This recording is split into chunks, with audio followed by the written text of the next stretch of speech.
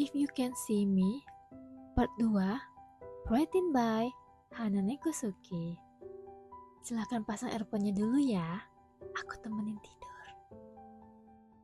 Desember 2019, Georgetown, South Carolina. Aku menyandang tas dan berjalan keluar dari meja administrasi. Sampai besok, Ben. Pamitku pada Ben, pria berusia pertengahan 40-an yang menggantikan shiftku hari ini. Ben sedang berbicara di telepon melambai padaku. Kakiku berjalan menuju lorong. Kurt muncul dari pintu dengan senyum sumringah di wajahnya. Sesuatu yang baik terjadi, Kurt? Tanyaku ingin tahu. Kurt menahan senyuman. Bukan padaku, jawabnya. Aku tidak tahu kau sudah bertunangan, godanya. Aku tertegun. Bagaimana kau tahu? Tanyaku. Kurt menunjuk ke pintu depan dengan ibu jarinya.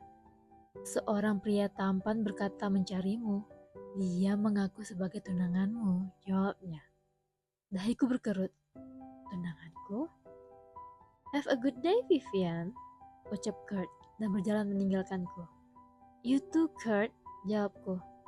Lalu berjalan menuju pintu depan dengan penasaran. Begitu mendorong pintu, sesosok punggung pria bertubuh tinggi menyambutku. Pria yang tak lain adalah Pak Sung Hoon itu berbalik perlahan dan pandangan kami bertemu. Aku tidak pernah menyangka dia akan muncul di tempat kerjaku seperti hari itu. Kami bahkan jarang berhubungan melalui pesan dan telepon. Kami juga terakhir bertemu setelah hari pertunangan dan aku kembali ke Amerika. Pak Sung Hoon tersenyum ramah. Tampak sebukit bunga mawar merah di tangan kirinya.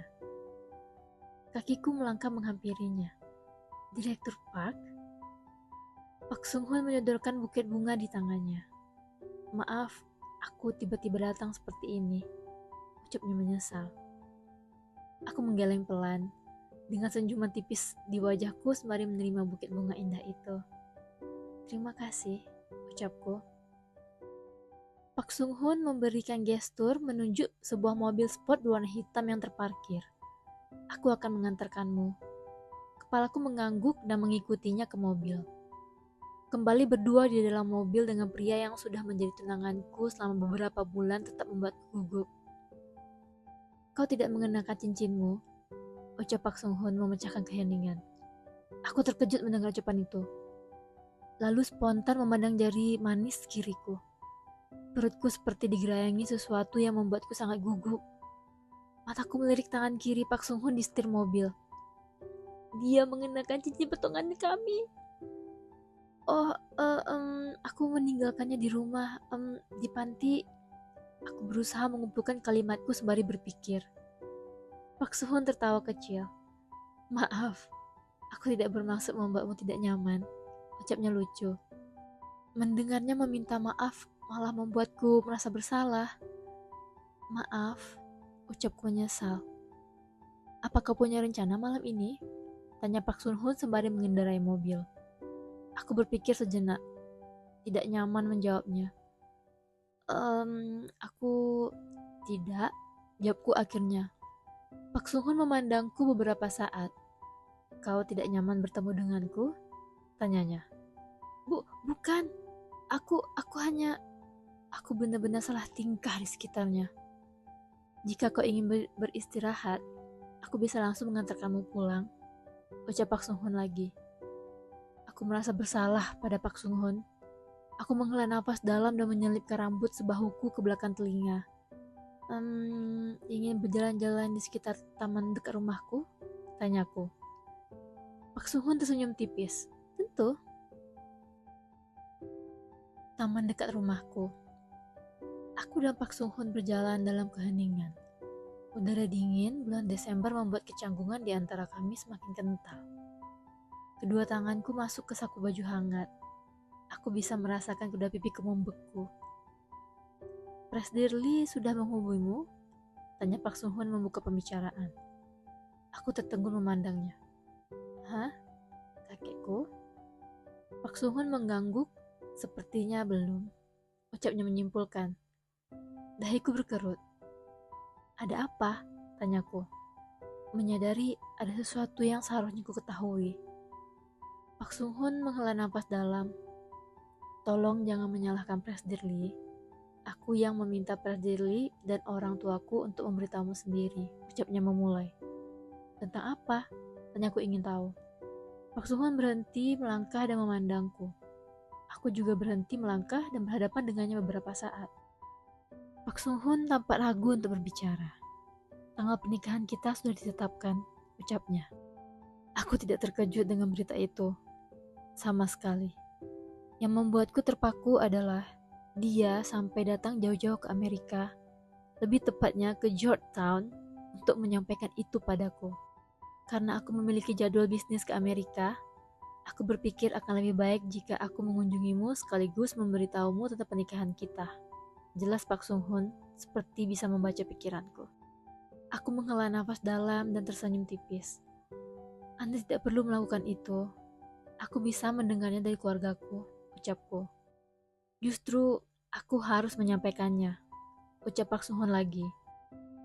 Aku tahu ada sesuatu yang berbeda dari tatapan Pak Sung Hun.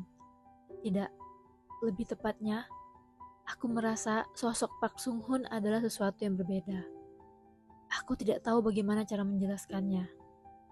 Apa maksudmu? Tanyaku. Pak Sung Hun menurunkan pandangannya beberapa saat, lalu kembali memandangku. Pernikahan kita akan diadakan musim semi tahun depan, ucapnya. Tapi tidak berhenti di sana. Tatapan penuh ambisiusnya menatap lurus ke mataku. Jika kau tidak menginginkannya, kau bisa menolaknya. Twisted ending. Aku tidak menyangka dia akan menyampaikan sesuatu yang bisa saja merugikan perusahaan ayahnya. Atau ini hanya jebakan untukku? Aku tahu kau masih muda dan memiliki pekerjaan di sini. Pak Sung Hun melanjutkan ucapannya. Aku sendiri menyadari aku hanya terpaku menatapnya. Keluargaku berpikir aku sudah terlalu tua untuk menikah. Jadi mereka ingin pernikahan dilangsungkan secepatnya. Ya, aku sempat membaca profil yang dibawa ibuku tentang Pak Sung Hun. Dia lahir tahun 1985, yang berarti ia akan berusia 35 tahun depan. Wajar saja jika pernikahan kami tiba-tiba ditentukan. Tiba-tiba bertunangan denganku pasti sudah mengejutkan. Aku tidak ingin kau juga tiba-tiba menikah dengan orang yang asing sepertiku, ucap Pak Sung Hun lagi. Aku baru menyadari betapa kurang dewasanya aku karena sempat berpikir ada sesuatu yang aneh pada pria di hadapanku. Dia hanya pria dewasa yang bijaksana. Aku terperangah menatap Pak Sung Hun. Ketika itu, aku berpikir, kenapa Min Young memilih untuk menolak pertunangan? Pak Sung Hun menatapku menunggu jawaban. Bibirku membentuk senyuman tipis. Aku sudah cukup dewasa untuk menikah, ucapku pelan. Jika tanggal pernikahan sudah ditentukan, aku akan menunggunya. Senyuman simpel muncul di wajah Pak Sung Hun. Dan pertemuan itu berakhir setelah ia mengantarkan aku pulang. Tak lama setelahnya, aku mendapat panggilan dari rumah. Mengharuskanku kembali secara permanen ke Seoul untuk mempersiapkan pernikahan. Dan aku tahu, aku tidak punya kesempatan untuk berargumen lagi. Januari 2020, Seoul, South Korea. Aku berjalan keluar dari pintu kedatangan internasional dengan sebuah koper besar. Kakiku berhenti sejenak sembari mengedarkan pandangan dan merapatkan syal di leherku. Lalu pandanganku bertemu dengan seorang pria bertubuh tinggi di balik pagar orang yang menunggu kedatangan penerbangan luar negeri. Pak Sung Hun melambai padaku. Aku benar-benar tidak percaya dia yang datang untuk menjemputku. Pikir ibuku yang akan datang. Aku berusaha mengumpulkan keberanianku dan berjalan menghampirinya. Pak Sung Hun tersenyum tipis. Ibumu menunggu di rumah, ucapnya menjelaskan. Aku meminta izin pada Presiden Lee untuk menjemputmu. Aku mengangguk pelan, mencoba memahami apa yang sedang terjadi. Pak Sung Hun memandang koperku dan mengambilnya. Kau hanya membawa ini? Tanyanya. Hah? Aku segera menyadari apa yang dia maksud. Oh, barang-barangku yang lain dikirim melalui pengiriman luar negeri, jelasku. Pak Sung Hun mengangguk mengerti. Mari, ajaknya sopan, dan memberi gestur agar aku berjalan di sebelahnya. Kepalaku mengangguk dan berjalan dengan canggung di sisinya. Sikap gentle Park Sung Hoon seperti mengalir begitu saja. Sejak awal aku bertemu dengannya, ia akan secara otomatis melakukan sikap itu. Ia memasukkan koperku ke bagasi mobil Range Rover hitamnya. Lalu kami masuk ke mobil bersama. Park Sung Hoon mengenakan sabuk pengaman dengan tenang. Tapi sedetik kemudian, ia tampak berhenti untuk memandangku. Aku memandangnya bingung. Ada apa? Tanyaku. Park Sung Hoon tersenyum dan menggeleng pelan, lalu menyalakan mesin mobil. Walaupun kebingungan, aku hanya diam sembari menebak-nebak apa yang menyebabkan dia tiba-tiba menatapku. Sepanjang jalan, yang terlihat adalah salju yang bertumpuk di pinggir jalan. Udara sangat dingin. Sudah cukup hangat? Tanya Park Sung Hoon sembari membesarkan penghangat mobil. Oh iya, jawabku singkat, sedikit gugup. Park Sung Hoon mengangguk mengerti, lalu memutar setir untuk masuk ke jalan lain. Ketika itu, aku tidak sengaja memperhatikan tangan kirinya di setir mobil. Aku terkejut menyadari apa yang membuat pria yang tidak lain adalah tunanganku itu memandangku. Diam-diam mataku melirik tangan kiriku. Pertemuan kedua setelah bertunangan, aku kembali tidak mengenakan cincinku. Astaga. Pernikahan dilaksanakan sekitar bulan April. Suara Park Sung Hoon membuatku sedikit terkejut. Aku ingin memberitahumu tentang... Ia memberi jeda sedikit. Jika kau tetap ingin bekerja setelah menikah, tidak masalah, lanjutnya. Aku diam sejenak menatapnya.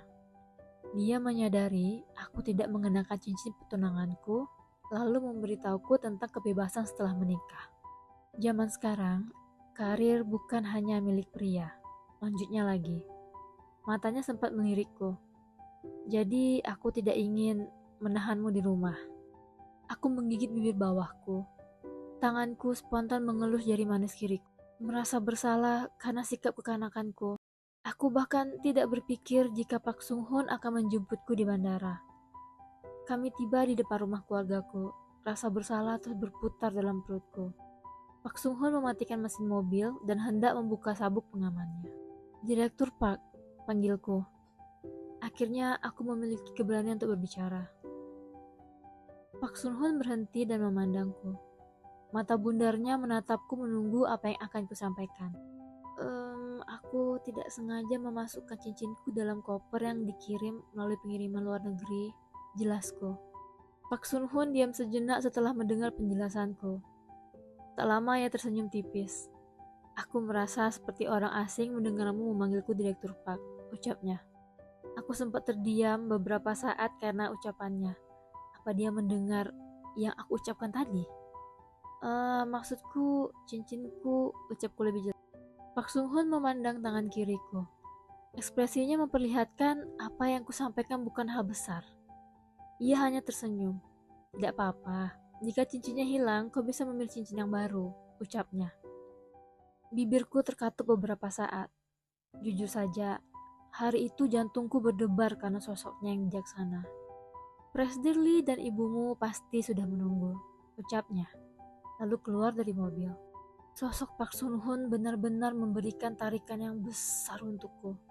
Maksudku, wajar kan jika aku ingin mengetahui lebih banyak tentang tunanganku? Malam itu, aku akhirnya kembali menempati kamar yang kutempati ketika kecil. Aku bahkan tidak ingat bagaimana kondisinya ketika aku tinggalkan sebelum berangkat ke Amerika. Walaupun banyak foto masa kecilku yang terpajang, aku tetap merasa tempat itu asing. Aku keluar dari pemikiranku ketika melihat-lihat foto masa kecilku sendiri di bufet. Kepalaku menoleh ke arah pintu. Ibu berdiri di ambang pintu memperhatikanku. Bibirku membentuk senyuman. Kenapa berdiri di sana, Bu? Tanyaku. Ibu menghela nafas dalam dan melangkah masuk sembari menutup pintu. Aku tahu ada sesuatu yang ingin ibu sampaikan padaku, tapi tidak boleh orang mendengarnya. Ia mendekatiku dan memegang kedua tanganku. Tatapannya membuatku sedih. Yunjin, jika kau tidak ingin menikah, kau tidak harus melakukannya, ucapnya dengan nada serius. Aku diam sejenak. Bu, Aku baik-baik saja, ucapku menenangkannya. Ibu menghembuskan nafas frustasi. Jika kau melakukan ini demi ibu, kau tidak perlu melakukannya, ucapnya lagi. Aku menggeleng dan memegang tangan ibuku lebih erat. Bu, aku melakukannya sebagai cucu kakek dan bagian dari keluarga ini, jelasku. Lagi pula, Direktur Pak cukup hangat padaku. Ibu menatapku tidak yakin. Yunjin, aku tersenyum lebih tulus. Bu, aku memang belum mengenal Direktur Pak, tapi dia orang yang baik, jelasku. Ibu diam sejenak. Kau yakin? Aku mengangguk meyakinkan. Akhirnya ibu tampak sedikit tenang. Hari di mana aku menenangkan ibuku ternyata adalah hari yang kusesali setelahnya. Aku berjalan pelan menemani kakek di halaman belakang rumah keesokan paginya. Bagaimana tidurmu? Tanya kakek. Aku masih belum terbiasa dengan waktu di Seoul. Tapi mungkin karena akhirnya kembali ke rumah aku bisa tidur nyenyak, jawabku. Tidak semuanya berbohong sih, tapi aku memang bisa tidur sesaat sebelum jam 4 pagi. Kakek mengangguk mengerti. Bagaimana menurutmu tentang pernikahanmu dan Direktur Pak Sung Hoon? Tanyanya. To the point. Aku diam sejenak, memilih kalimat yang pas untuk kusampaikan. Direktur Pak orangnya cukup hangat, jawabku. Kakek memandangku. Kau tidak keberatan dengan pernikahan kalian? Tanyanya lagi. Aku agak bingung dengan pertanyaannya. Kenapa kakek bertanya seperti itu? Sebenarnya aku memulai. Aku hanya ingin tahu, apakah Minyong pergi hanya karena ingin meneruskan studinya? Tanyaku hati-hati. Ekspresi kakek berubah kaku, lalu memalingkan wajahnya. Kenapa membahas Minyong jika kau setuju ingin menggantikannya? Ucapnya sedikit ketus. Aku langsung memandang ke bawah. Maafkan aku, Kek, ucapku menyesal. Kakek berdeham. Waktu pernikahanmu dan Direktur Pak Sung Hoon tidak lama lagi. Sebaiknya aku menghabiskan waktu di rumah sembari mempersiapkan pernikahanmu. Kakek akan mengatur agar semuanya bisa diurus dari rumah saja, tegasnya. Ucapan kakek membuatku tertegun. Hah? Lalu Direktur Pak bagaimana? Tanyaku. Kakek berhenti melangkah dan mendelik padaku, membuatku terkejut. Dengarkan saja kakek. Aku menurunkan pandanganku. Kakek mendengus dan melangkah pergi, meninggalkanku yang masih berdiri di tempatku. Siang itu, aku hanya menghabiskan waktu di rumah. Tidak kusangka hanya duduk di depan TV itu sangat membosankan. Ibu mengerutkan dahi menyaksikan berita yang sedang dibacakan.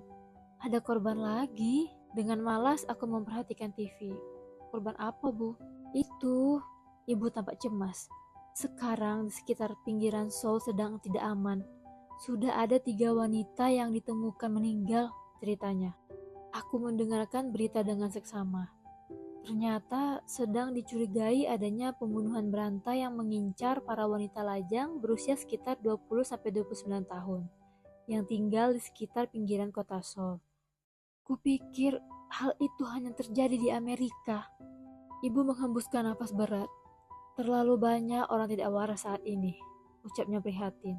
Oh, bagaimana jika kita pergi perawatan ke salon? Tanyanya padaku. Wajahnya terlihat kembali cerah. Aku berpikir sejenak. Kakek memintaku untuk tetap di rumah, Bu. Jawab. Ibu tersenyum lucu. Kita hanya melakukan perawatan. Jika memanggil mereka ke rumah, akan memakan waktu lebih lama. Ibu harus mendapatkan jadwal ulang lagi, ucapnya. Benar juga sih. Tapi toh, hanya perawatan saja. Mungkin ibu hanya ingin pergi denganku. Biasanya, calon pengantin akan melakukan perawatan ini menjelang hari pernikahannya, ucap pegawai yang secara pribadi menemani kami. Entah mengapa ucapannya membuatku tersipu. Begitu, ibu menghela nafas dalam. Aku akan membayarnya, potong ibu pada pegawai itu. Aku tertegun, ibu menjawabnya seperti itu. Namun, aku tidak bisa mengatakan apapun. Mungkin ibu masih tidak suka karena aku tiba-tiba harus menggantikan Minyong. Di dalam mobil yang dikendarai supir, aku melirik ibu. Bu, ibu memandangku. Ada apa? Bibirku membentuk senyuman. Ibu tidak suka aku akan segera menikah, tanyaku. Ibu menghela nafas dalam. Bukan begitu. ucapnya. Ia tampak tidak yakin untuk berbicara. Lalu apa? Tanyaku ingin tahu. Ibu hanya... ibu merasa keluarga Park seperti sedang menyembunyikan sesuatu, ucapnya. Dahiku berkerut. Menyembunyikan sesuatu seperti apa? Ibu memandangku. Seharusnya yang masuk dalam perjodohan bukan Pak Sung Hoon. Ibu dengar di awal, seharusnya putra bungsu mereka Pak Sung Yoon yang akan dijodohkan dengan Min Young, jelas ibu. Aku baru mendengarnya. Apa maksudnya ini? Tapi yang jelas, begitu pertemuan keluarga, Min Young tidak mau dijodohkan dengan Pak Sun Hoon dan malah kabur. Jelasnya kesal.